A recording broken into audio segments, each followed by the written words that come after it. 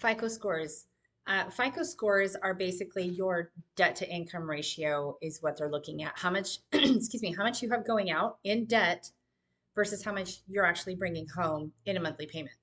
I have a lot of people, especially, so again, I'm in real estate. So if you look at somebody who wants to buy a house and their debt to income ratio is, I want to say it's like, well, depending on the loan, it can be like 53%, 45%.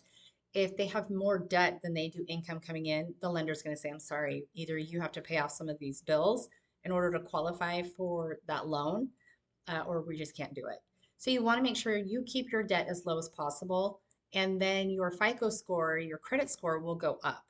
Again, we talked about it in the last episode. If you have credit cards, keep them under that 30% mark. So again, if you have a credit limit of $1,000 on a credit card, you want that $300 or less on that credit card.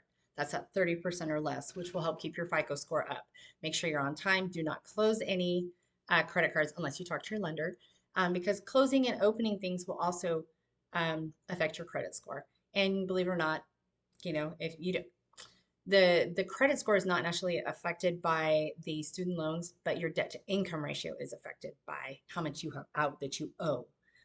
So talk to a tax accountant or a lender on that part of it if you're looking to buy a house. But know your debts and categorize them so you can get those paid off. And your FICO score is a huge one because our economy is based off of debt, essentially. And so you need to know where your credit score stands and how you can make that better. Again, if you are looking to purchase a house, your lender can also say, go ahead and pay these bills off.